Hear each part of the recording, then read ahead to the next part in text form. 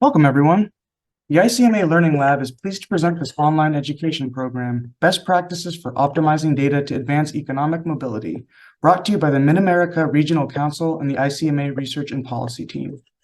Today's presentation will last up to 90 minutes and includes question and answer opportunities, so please submit your questions at any time using the Q&A panel at the bottom of the screen. During Q&A, our presenters will answer as many questions as time allows. It is my pleasure to introduce today's moderator, Anna Mitchell, the Senior Program Manager for Publications and Research. Anna, welcome to the program. Thank you, Julian. Thank you, everyone, for joining us, and welcome to Best Practices for Optimizing Data to Advance Economic Mobility. This session is part of a series of learning and training opportunities in 2023 that focus on boosting upward mobility in local communities. With the support of the Bill and Melinda Gates Foundation's Economic Mobility and Opportunity Program and embedded within ICMA's Local Government Reimagined initiative, local leaders will learn about drivers that work to move the needle for the security, health, and welfare of vulnerable residents and communities across the country. In addition to training opportunities, part of this work has been with our Economic Mobility and Opportunity Cohort, a group of 10 communities that have been selected to be part of the peer learning cohort while undertaking an EMO-centered project within their own communities. Providing this session is one of the many suggestions that has come from their discussions. We understand that some of you came for training on data and some of you came for training on economic mobility, but hopefully by the end of this session, you can learn a little bit more about both. Today, our session will be presented by Amanda Graor, the Chief Innovation Officer and Deputy Director of Research Services at the Mid-America Regional Council in Kansas City. Amanda is responsible for increasing MARC's capacity to advance regional goals and collaborative initiatives through innovation in public policy and process improvement, including the strategic development of data and technology. She has been with MARC for more than 15 years, with work areas over time, including air quality, workforce transportation, energy policy, and climate strategy. Amanda also spent time as an Economic Mobility Policy Fellow with the Center for Applied Public Research at Johns Hopkins University. She holds a bachelor's degree in Earth System Science and Engineering from the University of Michigan, a master's degree in Public Administration from the University of Kansas, and a certificate in Data Visualization from Parsons School of Design. Along with today's session, Amanda will also be presenting a free webinar next Wednesday titled Beyond the Data, Charting a Path to Economic Opportunity Through Storytelling. We encourage you to sign up for that session as well. For more information, you can visit our webpage at icma.org/EMO. During the session, again, we do have the chat feature and the Q&A feature active for the webinar, so please feel free to use those to submit any questions you may have. We will also have a portion of our time at the very end for Q&A. Thank you again for joining us, and I will hand it off to Amanda. Great, thank you. Anna, can you see my slides? Yes, thank you. Awesome. All right, let's jump right into it. So today we have a few major objectives for today's session. And what we will be doing primarily is talking a little bit about what is data visualization, understanding that everyone's coming into this with a different level of knowledge and understanding about what data visualization is at its core, the different types of visualizations that you might use, and we'll have some examples that are specific to economic mobility, and then some considerations and common pitfalls as we move forward with data visualization. So I wanted to just start with some definitions of data visualization. It's defined differently, but very similarly in a lot of different places. So I wanted to start with a few examples of how we define data visualization.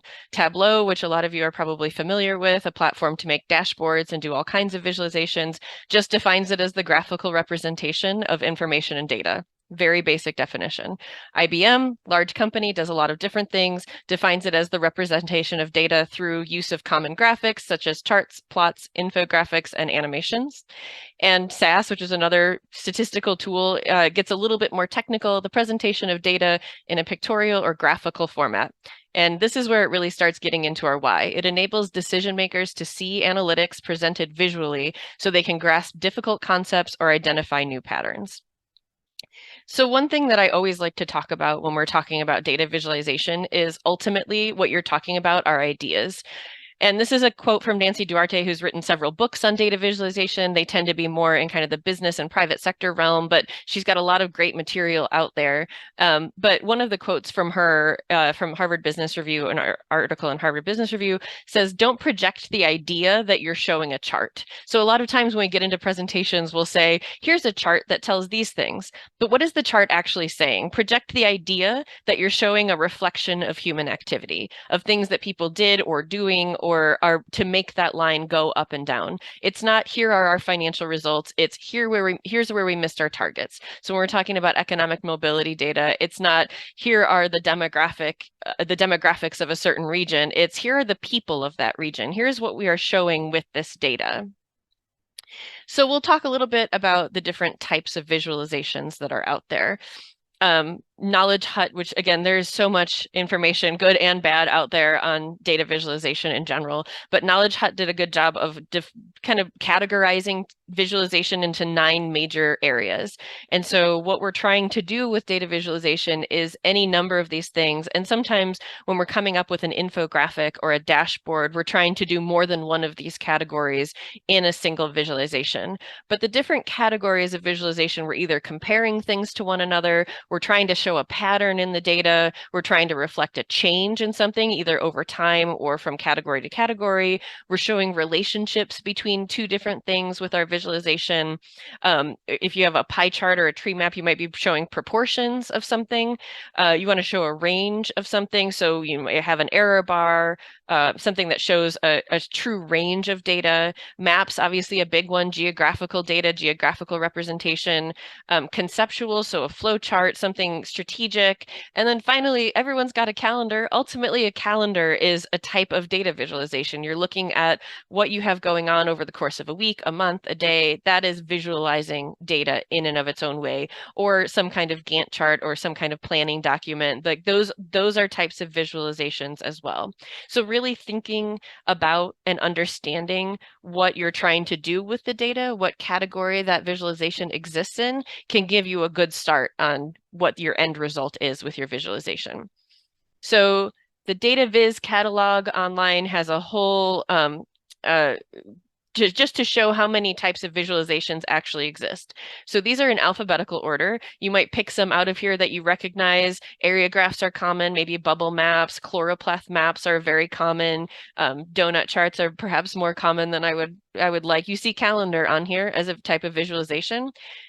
Again, alphabetical order. So we're very familiar with histograms. A lot of us are from line graphs, bar charts. These are the more common ones, but there's other ones mixed in here that we just don't see as often. And the last page of this, pie charts, proportional area charts, radar charts are something that we see not quite as often, but just giving you a sense for just how many different chart types there really are. And charts and graphs are the most common types of visualizations. But really thinking about which of these types of charts is the best thing to use to actually tell the story and visualize the data that you have to visualize. So we want to start with some questions. When we're choosing a chart type, there's a set of questions, and this is from Toward Data Science, which is another great resource online that has a lot of really good information out there. But the question here is thinking about what questions to ask when choosing a chart type. I just showed you 3 slides that had tons of chart types on it, but let's start at the beginning. What's the story that your data is trying to deliver? And at next week's webinar, we'll get more into storytelling mechanics and how to really influence with that data. But when you're choosing a chart type, your first question should really be, what is the story that you're trying to tell with it? And how was the data collected? If your data, is it to find trends? Is it to compare options? Is it showing a distribution? What is the story that it's really trying to deliver? And understanding that origin it will make choosing a chart type a lot easier. There are some categories of charts, like I mentioned, proportionality. Unless you have pieces of information that add up to a whole or add up to 100%, you can't use a pie chart. It can't be more than 100% or more than a whole number. And so really thinking about what the data is can help rule out some chart types from the beginning. And then who are you presenting your results to? And once you figure out the story, you need to understand who your audience is. in public sector in particular, sometimes you're presenting to a city council, sometimes you're presenting to a group of peers, sometimes you're presenting to a public meeting. And so understanding who the audience is and where you're meeting that audience, and also understanding what is your level of trust with that audience. Are you already a trusted messenger for this data? Will they inherently trust what you're showing them because they know you already? Or is it someone that you don't know and they don't know you, and you just need to understand who that group is and what kind of trust you need to establish before so they believe what you're presenting them with your charts and graphs. Also trying to figure out how big is your data. So we've got some examples later in this presentation of when you've got certain number of categories or size that you've got some results that are some types of charts that you really shouldn't use with different types of data. So for example, again, pie charts work best with a small number of data sets, but if you're using a significant amount, a scatter plot might make more sense. And then what is your type of data? So you've got continuous data, you've got qualitative and quantitative, you've got categorical data. And so you can use that to eliminate some chart types too. Some just don't make sense to use. And so if you have categorical data, then a bar chart might make more sense. But if you've got continuous data, then a bar chart doesn't make as much sense to try to put it into buckets that maybe don't exist. And then how do the different elements of your data relate to one another? And so is it based on some factor? Is it time? Is it size? Is it type? Does it represent a ranking? How is it correlated? And asking all of these questions in advance can help you find the exact right type of chart that makes the most sense to use when visualizing that data. The top chart types by far, and the ones that you're probably the most familiar with: bar chart, pie chart, line chart, scatter plot, area, bubble, combine chart, using more than one of these things. These are by far the top types of charts. And Toward Data Science the website has a lot of really good kind of questions to ask yourself about each types of things. Again, if you're wanting to compare things to one another, if it's proportional, if you're comparing volumes, if you're showing trends or patterns, certain types of these make a lot more sense to use than others, and it really just depends on what type of data you're visualizing. So let's talk a little bit about these top types. The bar chart either uses horizontal or vertical bars, which is a vertical bar is a column chart technically to show discrete numerical comparisons across categories. And so when we're talking about, here's a good example, we're using both datavizcatalog.com and Storytelling with Data. Cole Nussbaumer-Knaflic is a fantastic resource, both a lot of information online and has a couple books about storytelling with data and some opportunities with that. But a bar chart, again, uses horizontal or vertical bars and showing discrete numerical comparisons across categories. So one axis of the chart is going to show the specific categories being compared, and the other axis represents a discrete value scale. So part of the fondness of the bar chart is really because they're easy to read. Your eyes compare the endpoints, the placement of the bars are on a common baseline, and people are very familiar with a bar chart. So it seems simple, but realistically, it's partly because it's so familiar to people that they will look at this and immediately start understanding the data and the story. But if it's sort of a time series or something like that, where the data is continuous, it doesn't make as much sense to use a bar chart. So that's when we start moving into line charts. They're great for comparing lots of data all at once and showing changes and trends over time. On the other hand, displaying quantities of things, so that categorical data and making part to whole comparisons, a line chart is probably not going to be your best bet, nor is showing sparse data sets, because if there's a lot of time in between them, it may be showing a correlation that doesn't actually exist, or you may not have data for time periods in between that are really important and show a blip up or down in the data that is really important. So this is just an example, again, from the Storytelling with Data website, and 6-month sales report and forecast, but this could be any kind of report or forecast. It could be 311 calls. It could be just any kind of time series data. And one thing I really like about this example is it has good use of annotation, color, and line weight. All of these things tell a story. The color that you're using, the weight of the lines, this is a dotted line into the future, so you know that that's not actual data. It is a forecast. And it really gives you an idea of what the chart is saying without a lot of text underneath it. You could read this chart out of context and really understand what the data is telling you without having to read 6 paragraphs of information to understand it.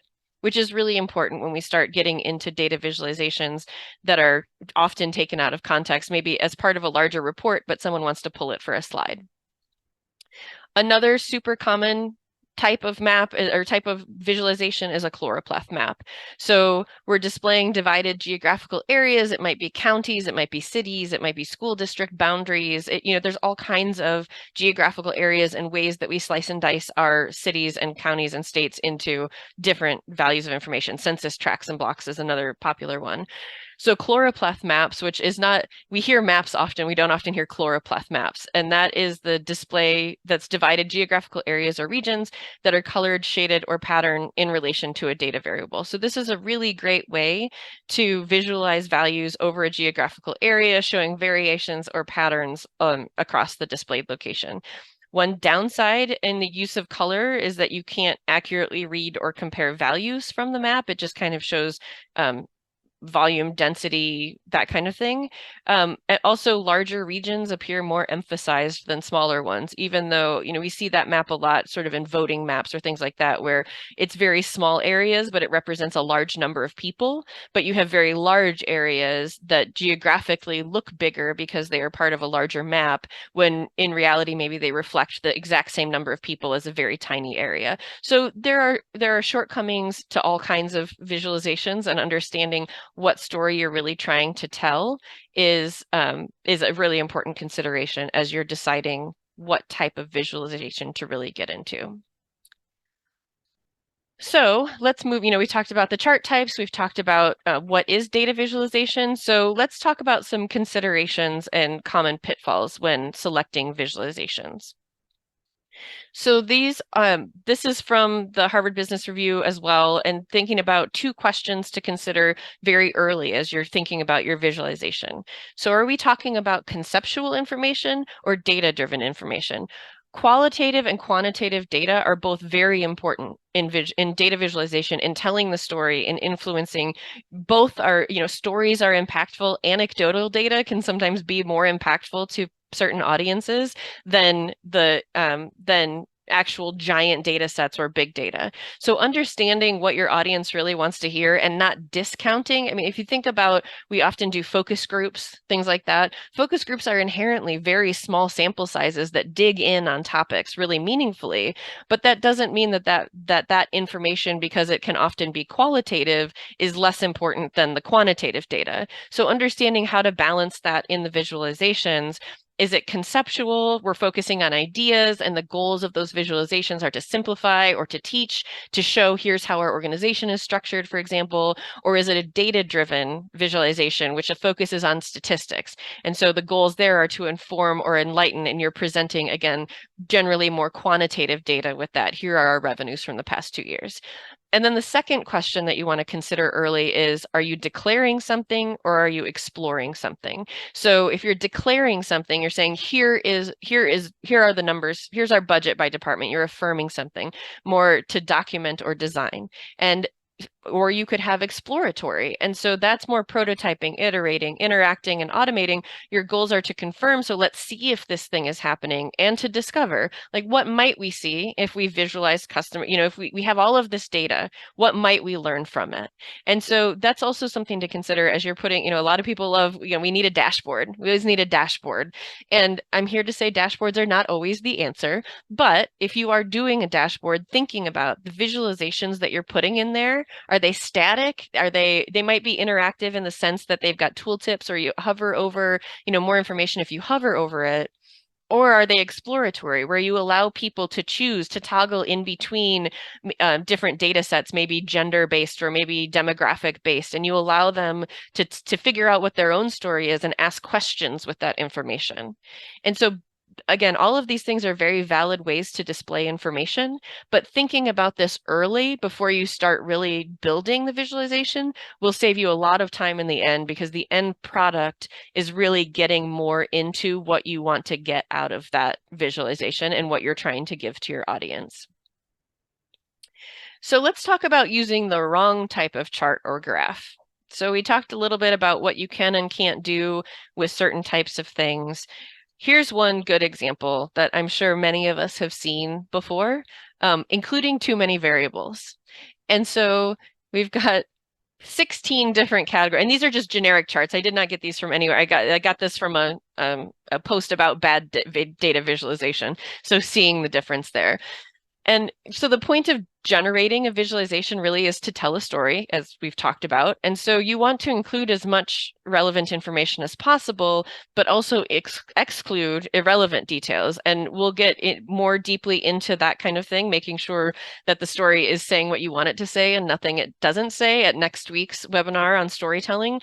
But you want to make sure you're excluding irrelevant and unnecessary details. And so your audience comes away with really what you define as the most important things in there. And that's one of the keys of visualization. If you just throw everything up and hope people glom onto something, then they're not going to come away with the story that you were trying to tell or the ask or the outcome that you're looking for.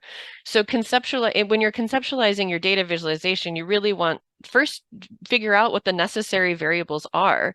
And the number that you pick will then help inform your format. So this pie chart, obviously, it compares too many variables, and it could be distracting. Some people are trying to figure out exactly what that single line is instead of understanding what the big picture item one, instead of focusing on that. Another thing that we see a lot is using inconsistent scales. And so this is a visualization that shows, one in category A and 3 in category B.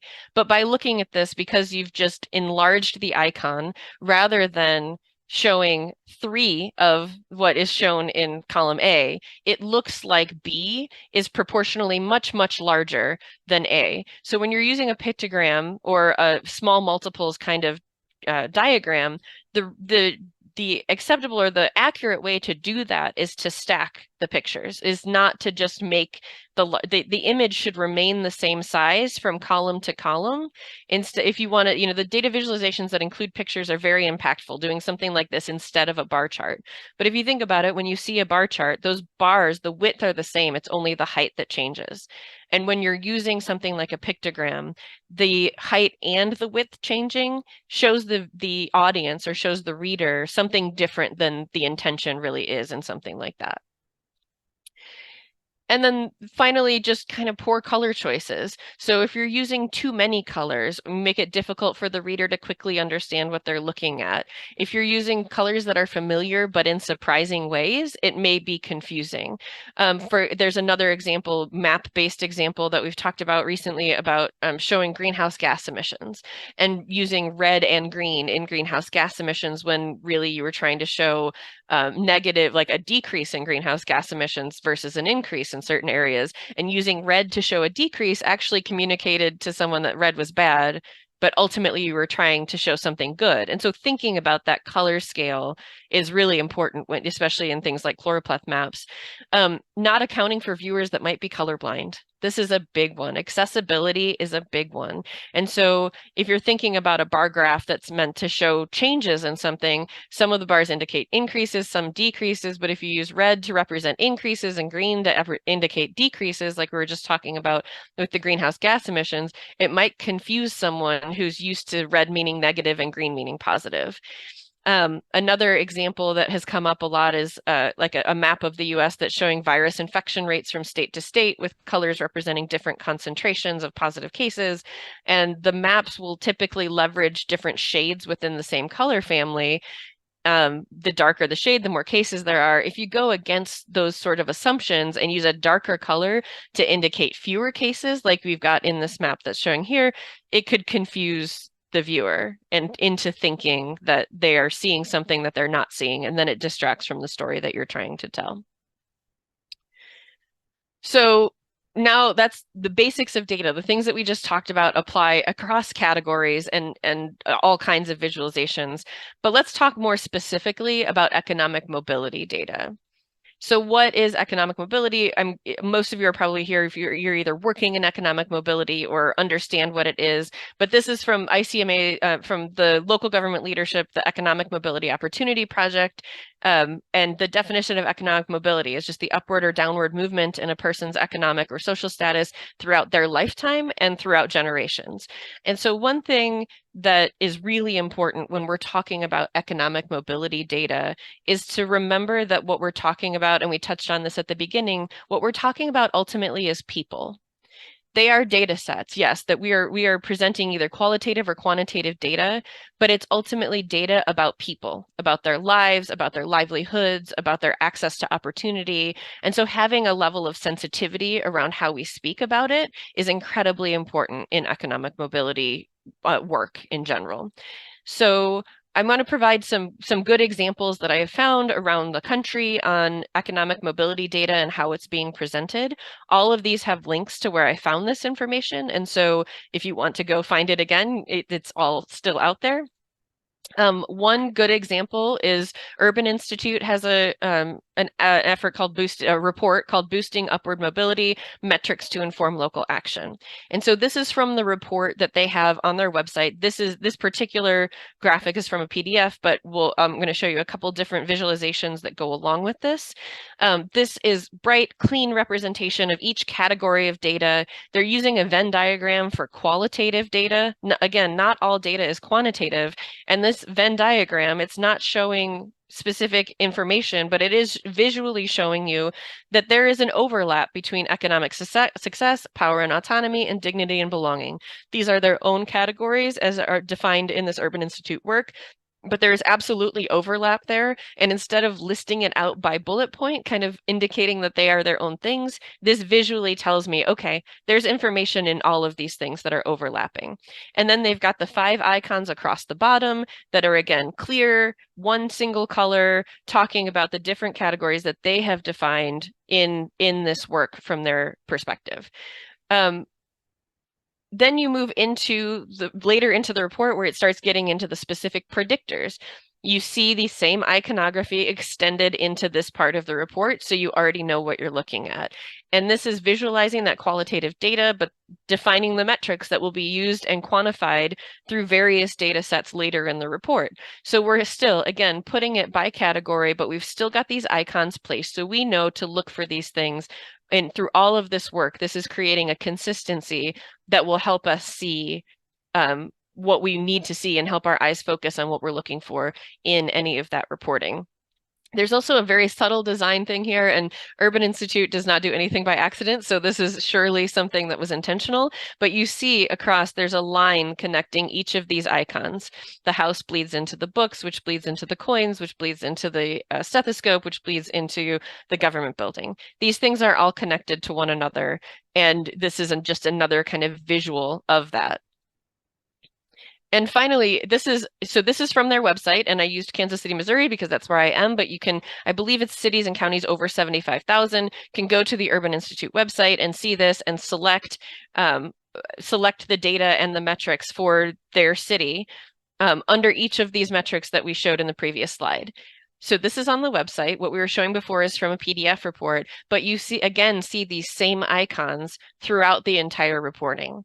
And that takes intentionality from the beginning of setting up this data and helping readers see exactly what they want to see. So the metrics that I was looking at here are around housing. So you see that icon appear again, and I know that that is opportunity rich and inclusive neighborhoods, and that the metrics are from the list on the previous slide. I can find these metrics in that section. So it's really about that early intentionality, those early questions, understanding how to organize the data in a meaningful way, because the last thing we want when we're visualizing, especially economic mobility data, is for people not to know where to find it or understand what they're looking at. And so simplifying the presentation of the data makes everything much more accessible and makes things easier to find as you create multiple documents, multiple websites, multiple reports as you go forward. Here's another one that some of you may have seen before, and I'm going to drag this over so you can see. This is actually an animation. And understanding all that, again, that all economic mobility is ultimately about people. It's people first, centering the subjects and not the numbers. And so this particular graphic visually represents the fall, growing up rich and ending up as a poor adult, and the rise. So we can scroll down later in the page and we start grew up poor, and then a wealthy adult. And the action of this animation tells an even bigger story than just the static animation might. And this is a Sankey diagram, an animated Sankey diagram, and it it gives just a little bit more. Now, this is obviously a web-only opportunity, but it's an opportunity to be both exploratory and explanatory with the data. You understand where it's coming from, where it's going, but you can ask questions with it in a way that is not necessarily afforded to more static documents and more static opportunities. Okay, here's another great example. This is from the Opportunity Insights Project, which you may be familiar with already. It was formerly the Equality of Opportunity Project. This is something that is based at Harvard, and the researchers and policy analysts there are working together by their definition to analyze new data and create a platform for local stakeholders to make more informed decisions. This is something, a good reminder that not everything has to be a report. Where can you visualize data to make your point that is not buried in a slide deck or a PDF or where someone has to seek it out and find it?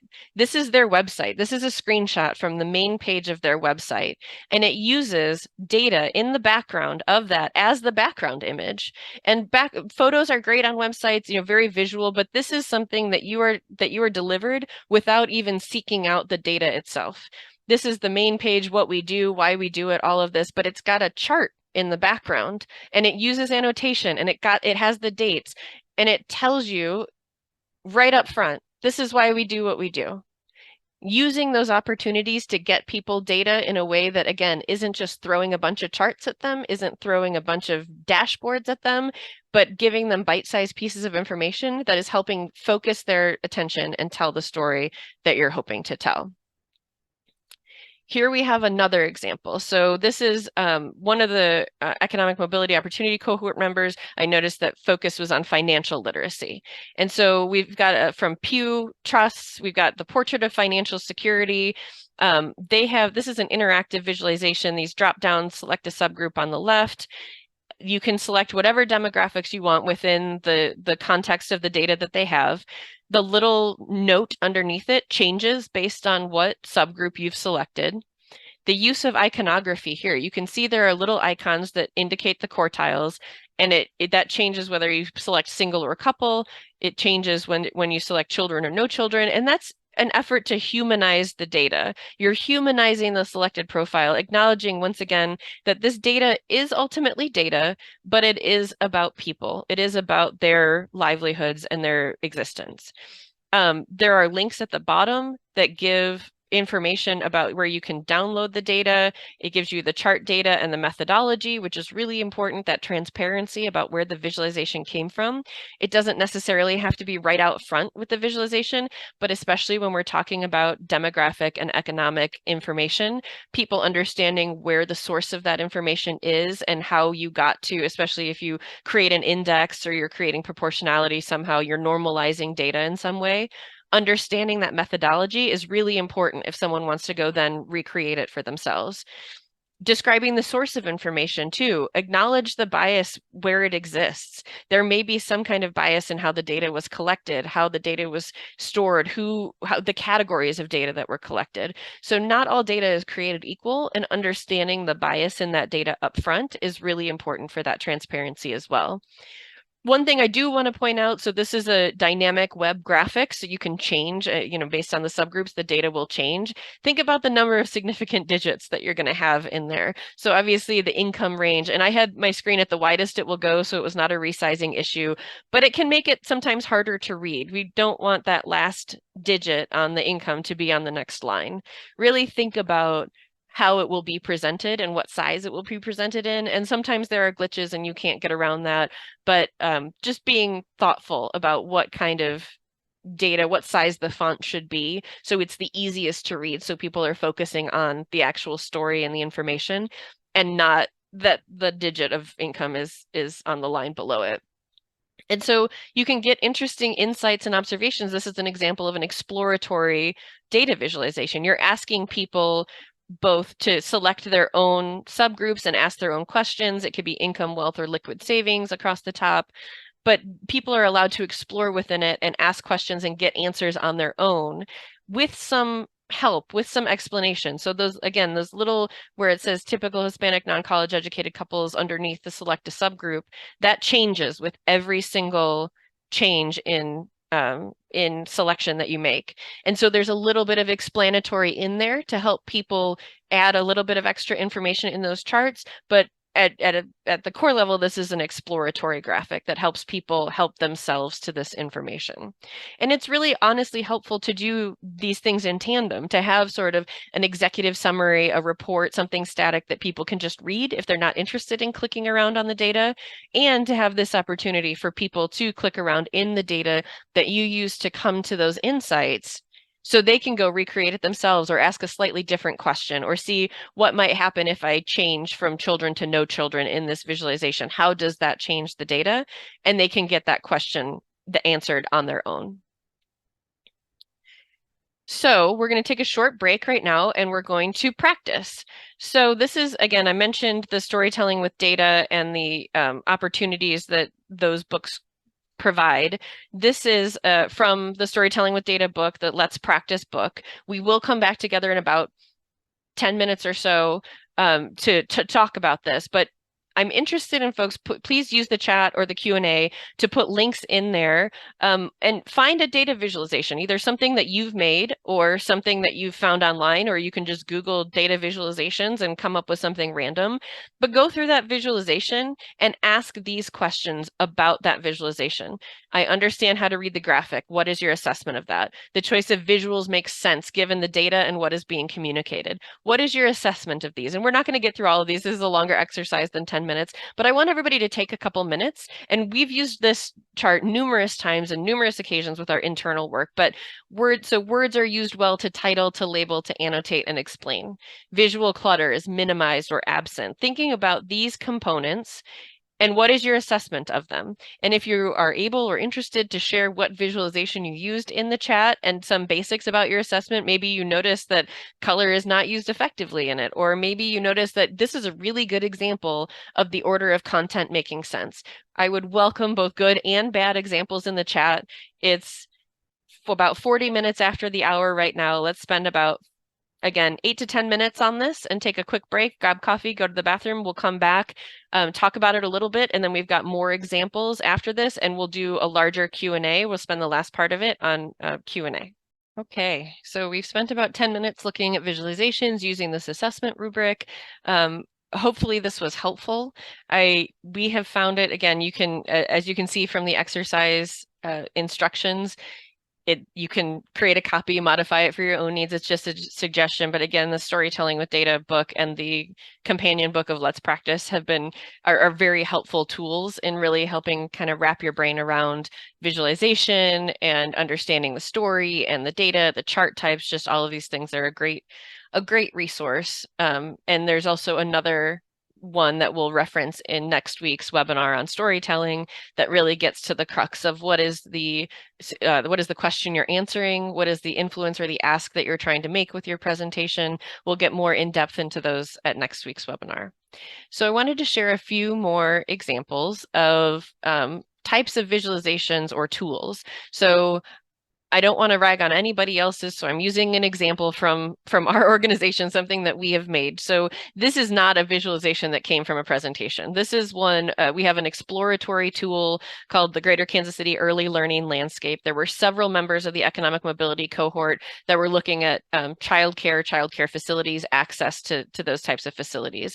And so this tool, which is online, which we've done for the Kansas City region and we've done one for the St. Louis area as well, is more exploratory. It's helping people understand, lay different data sets and different reference layers over each other to really tell a story. But it's really easy in exploratory tools for someone to come away with a map like this. This is something I downloaded from our map, and it's got transportation stops and the location of family childcare and childcare centers on it, which is really valuable data to understand access to childcare. But when you look at it on this scale, that's not a good visualization. All that tells me is there's a lot of transportation stops and a lot of family and childcare centers, family childcare and childcare centers out there, but it doesn't tell the story that I'm looking to tell. So for a visualization in this, Ideally, you'd zoom in a lot more, be more specific, see the transportation routes as they are, where the stops actually are, and be wary of trying to do too much with a broad geographic area.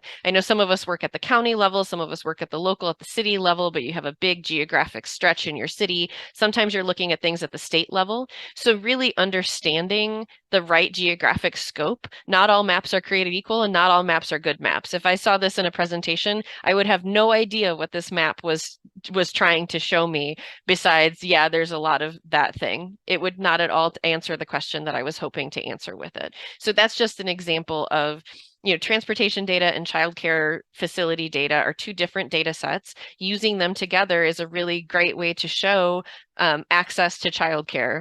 But if you're doing it in a way that doesn't really show much of anything, you'll come away with not telling the story that you're really trying to tell with that data. So here's another example. Affordability of housing is a big economic mobility factor, and I know there are some cohort members that are working on it. This was a great visualization in that it's got clean lines. There's not a lot of clutter in the graph space. And it starts at 0. One really important, especially when comparing numbers, you want to start at 0. If you don't start at 0, the scale is going to actually tell it's going to be slightly misleading if you don't start the graph at 0.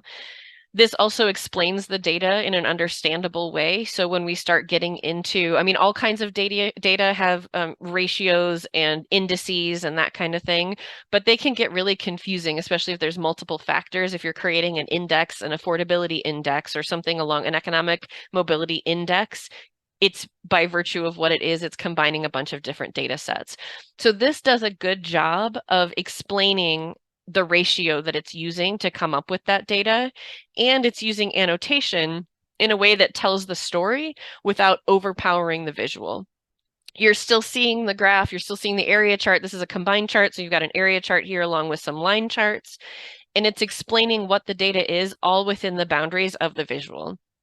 Sometimes when there's a lot to explain with a visualization, we fall into the trap of using paragraphs of information to explain it next to the visual. There's a lot of opportunity within a visual to explain it right there. The eye doesn't have to travel very far. You don't have to read and then keep referencing back to the graph to understand what's going on. Using annotation, using color and line weight and the right chart type, you should be able to, and it's well labeled. The title says exactly what it is. The legend, it's not labeled legend, it is just telling you what each line stands for. This is a good example. You can see at the bottom, the release of the data, the source of the information. This is a really good example of a visualization that combines multiple sets of information, multiple chart types, and does a really clear job of explaining what is actually going on here. The last example that I really want to show, we've got access to opportunity, poverty, generational wealth. One of the cohort cities is working on a poverty reduction and prevention plan. So let's talk about generational. This is a graph of the generational wealth gap. So one thing that this graph has done, again, starts at 0. That's important so you can understand the proportionality of the actual information. The axes are clear. You clearly know what it's saying. It's got a good use of annotation. So the story that you're taking away from this is from the Federal Reserve Bank of St. Louis, from a much larger report that they have called What Wealth Inequality in America Looks Like, Key Facts and Figures. So they have a number of charts like this all in a report format. But there's an explanatory title and subtitle. So you've got the title of this graph is Generational Wealth Gap. That is what you are looking at.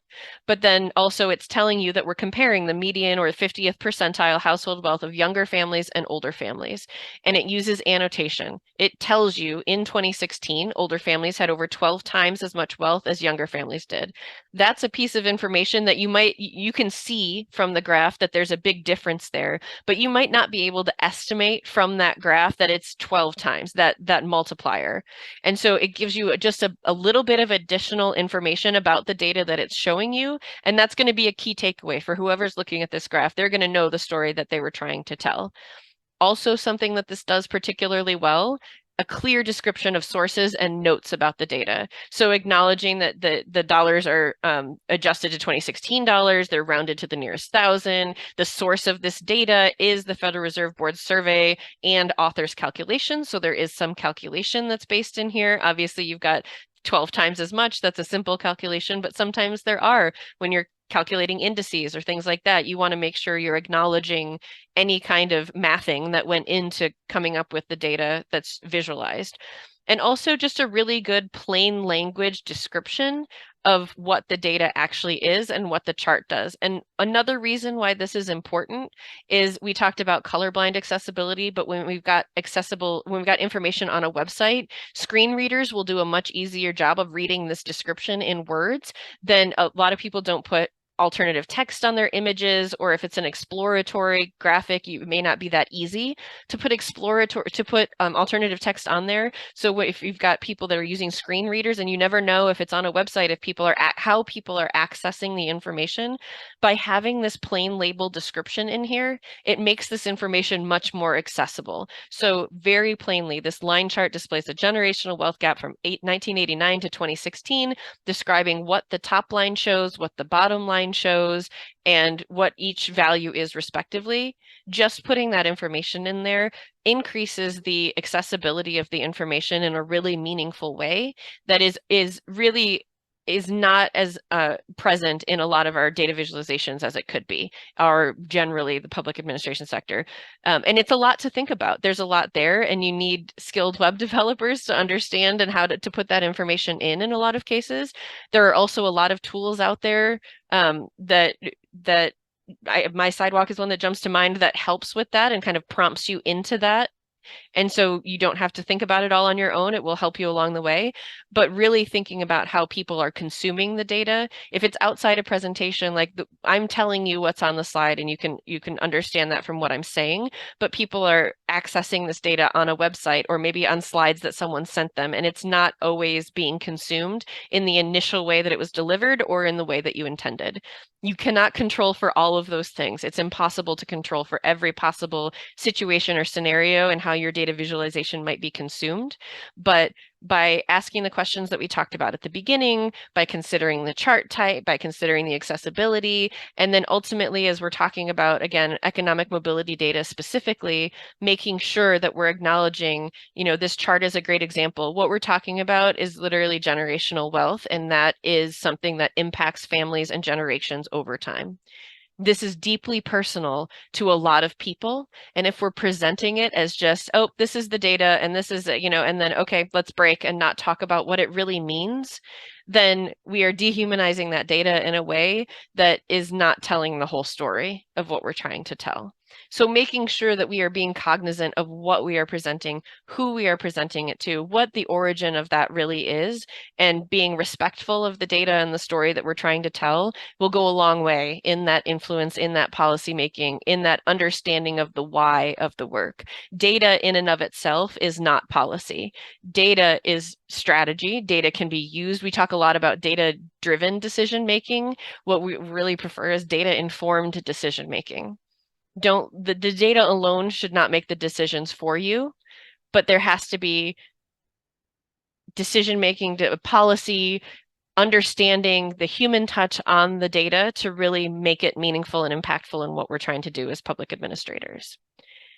That is the presentation that I have for you today, and I am happy to jump into questions and answers. My email address is right there, and I can be reached after this webinar. As we mentioned at the beginning, there's another session next week specifically on storytelling. And so how we use all of this information, the visualizations that we've created, the right types of charts, how do we weave that together and actually tell a story, and also make sure that the story that we're telling doesn't have unintended story, the visualizations that we're using, what we're making, that we're not doing anything that we're not intending to say with that data story. So that is next week's webinar.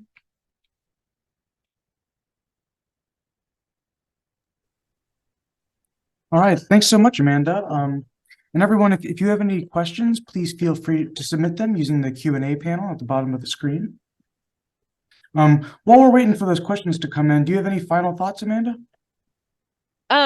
Not necessarily specifically. This is something hopefully this came through, but it's something that I'm very passionate about. I think there's so much opportunity, especially when we talk about economic mobility. There are so many disciplines that are involved with the policies and the projects to influence and impact economic mobility and boost upward economic mobility, that it can be hard to cross-reference, we're using housing data, income data, childcare data, demographic data from all of these different sources. It can be really overwhelming. It can be difficult to know what data sets can reasonably be used together and what can't be used together. Maybe it's a 10-year-old data and current data, and that tells a story that's not really as accurate as we might like it to be. There's a lot of shortcomings in the data that's out there, so it's not always easy to get data that we think should exist for certain things. And so the only other thing that I might leave with is not to let lack of quality or of quantitative data limit the story that you're trying to tell. And by that, I don't mean like don't have a data informed story or don't use data where it exists because it doesn't tell the story you want it to tell. But I mean to say focus group data is important. Anecdotal data is important. Neighborhood data is important. Interview data is important. And using all of these things, using quantitative and qualitative data together will make a much more impactful story than just throwing up a bunch of charts and graphs and bar graphs and line chart. It dehumanizes the data in a way especially when we're talking about economic mobility and policy, and these policies that we're creating or setting or programs that we're creating meaningfully impact people's day-to-day lives. And so having a healthy level of respect for what data we're presenting and how we're understanding it before just kind of throwing out numbers and calling it a report, or throwing up a graph and calling it a dashboard and not knowing what is our end goal, what is our desired outcome for that dashboard, for that chart, for that report.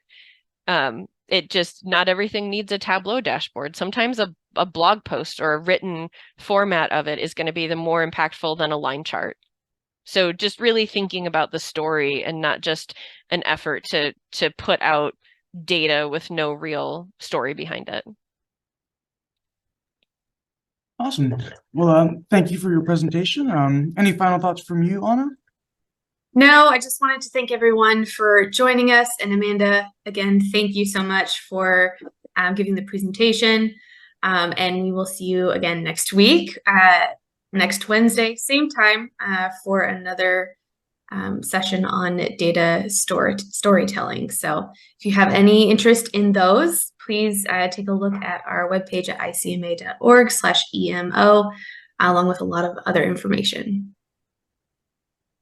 All right, and I'm not seeing any questions, so with that, we must conclude today's webinar. A special thank you to our presenters and to everyone who joined us today, and we hope we will see you again soon. Please take a moment to complete a brief evaluation of today's program by returning to the ICMA Learning Lab page where you logged in today. The survey must be completed to unlock your certificate for this program. After completing the survey, you can access your certificate via the Achievements tab at the top of the interface. A recording of today's session will be uploaded to the same place you found the Zoom link in the Learning Lab. Today's program is copyright 2023 by the International City County Management Association with all rights reserved. This concludes today's program. You may now disconnect.